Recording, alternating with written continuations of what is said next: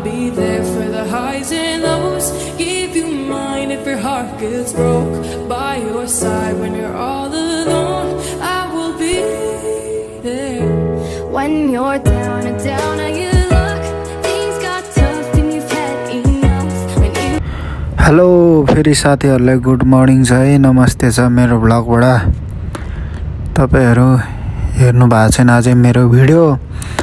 यहाँ चाहिँ अब रोडको हुँदैछ 243 किलोमिटरको यात्रा। हामी चाहिँ कामबाट फर्किँदै हो। यस्तै छ हाम्रो यात्रा हैन। यो रोड चाहिँ हेर्नु न, यति राम्रो सेफ्टी तरिकाले बनाएको छ कि कुरै नगरौँ।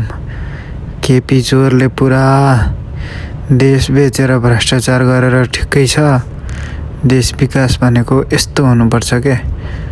अनि एक्सिडेन्ट पनि कम, एकदम यो हेर्नु त मस्त भ्यू पनि के दामी देखाछ। यस्तो भयो नि त देश विकास भनेको। चट्ट गाडी आफ्नो ल्यान्डमा हिँड्छन्। यो बाटानेरी सेफ्टी यस्तो दामी छ। यस्तो हुनुपर्छ त देशको विकास। अनि एक्सिडेन्ट पनि कम हुन्छ, हेर्दा पनि के हेर्ने लायकका छ होइन र। यो चाहिँ सर्बिया है, सर्बिया हो। हामी चाहिँ यात्रा गर्दै हो।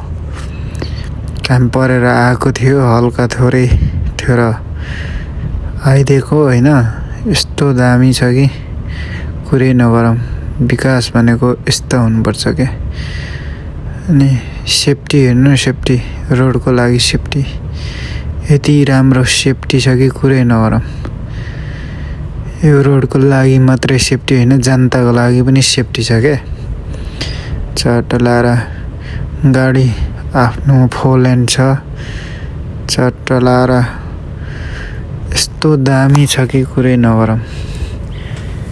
यो अन्त इन्जोय गर्नुहोस् मेरो भिडियोमा। गाउँघर यस्तो दामी देखिन्छ। यस्तो पो हुनुपर्छ त हौ विकास भनेको। तीव्र गतिमा हुनुपर्छ के। अनि यस्तै अब जङ्गल यस्तो छ, भिरपाखा यस्तो बनाएको हुन्छ कटिङ गरेर पुरा। यो पो अन्त तरिका। अब यो डाँडोलाई छेडेर यस्तरी जाने ठाउँ। अब सेफ्टी हेर्नु, सेफ्टी लोकेसन कस्तो दामी देखाएको छ। यति स्पिड कुद भनेर दिइरहेछ लोकेसन। अनि यस्तो हो नि त 80 को स्पिडमा हिँड भनेर देखाइरहेछ। यस्तो पुरा सिग्नल छ, लाइट छ, के चाहिँ कम छैन। हाम्रो देश ठुला छ, ठुलामा के गर्नु, विकास छैन, भ्रष्टाचारी मात्रै धेरै छन्। अनि कहाँबाट हुनु हौ विकास। हाम्रो देशभन्दा नि एकदम सानो भूगोल क्षेत्र भएको देश हो, तर यति राम्रो विकास गरेछ कि कुरै नगरौँ क्या। यस्तो भयो नि त। यस्तो दामी डाँडा देख्न सक्नुहुन्छ गाइज। सल्लाह हिँड्न पनि कतै आनन्द आउँछ। यो अन्त तरिका। यसरी टर्निङहरूमा पुरा सेफ्टी छ। गाडी ठोक्के पनि पुरा फलामको पाताहरू छ। यस्तो भित्ताको वाल हेर्नु न, पुरा पहिरो झरे पनि छेकिने खालको छ। तर पहिरो झर्ने ठाउँ नै छैन।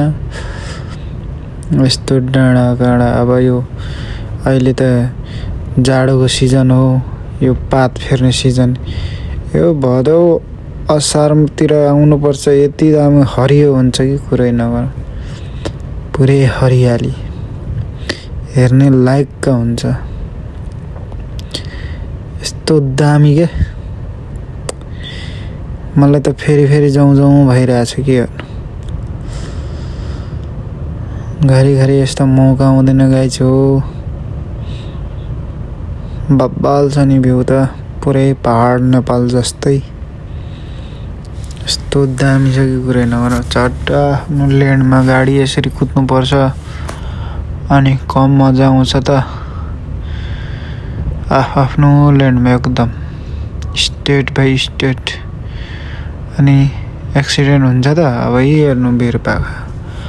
अब मुगलिङमा त्यस्तो अब पहिरो झर्छ यहाँनेरि पहिरो नझर्ने ठाउँमै पुरा सेफ्टी छ अनि यस्तो सेफ्टी यो रोडलाई भन्दा जनतालाई सेफ्टी हो नि पहिरै नझर्ने ठाउँमा यस्तो दामी सेफ्टी लगाइदिएछ भयो त अब घरमा टुकी बाल्ने हुँदैन अब यहाँ रोडमा पुरै झिलिमिली हुन्छ नि यस्तो भए त यस्तो बोर्ड हुनु पर्यो सिग्नल के कहाँ हुन्छ कहाँ के छ सब सिग्नल हुनु पर्यो नि त्यो सिग्नलले हुँदैन एकदम हाम्रो नेपालमा चाहिँ तर विदेश भनेको विदेश हो के सब झोले नेताहरू पालेर राखेको छ जनताले अनि जनताले नि नेता बनाउने अनि नेतालाई मात्र कति गाली गर्नु काम गर्ने नेतै गतिले छान्दैनन् यस्तो दामी छ कि नाक ढुङ्गाको जस्तै सुरुङ क्या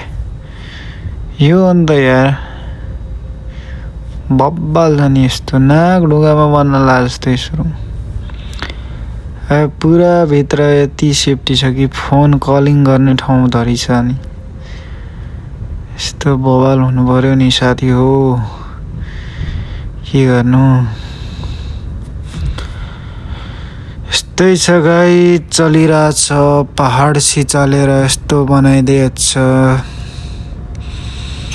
यस्तो दामी सेफ्टी लगाइदिएछ पहिरै नझर्ने हिसाबले अब घरमा टुकी बाल्नु हुँदैन यस्तो बालिरहेछ भयो त यस्तो दामी भए पो ठाउँमा पुगिन्छ त अब यो चाहिँ हाम्रो मदन भण्डारी राजमार्ग भने जस्तै चाहिँ हो पुरै पूर्व पश्चिम चल्ने बाटो हो यो चाहिँ साथी हो पूर्व पश्चिमै हो हामी अहिले पूर्व आथ्यो पूर्वबाट पश्चिम फर्किँदैछौँ यस्तो पो हुनु पर्यो त ट्याक्क लाएर पुरा जहाँ पनि सुरुङ के अलिकता पहाड डिस्को छ भने सुरुङ हाम्रोमा त उही उकाली उही ओह्राली अनि कहाँबाट एक्सिडेन्ट नहोस् त गाडीले धाम्न सक्दैन त्यस्तै लोड बोक्छ त्यस्तै ब्रेक हान्नुपर्छ ओह्रालोमा यस्तो भएपछि कहाँबाट नि यस्तो छ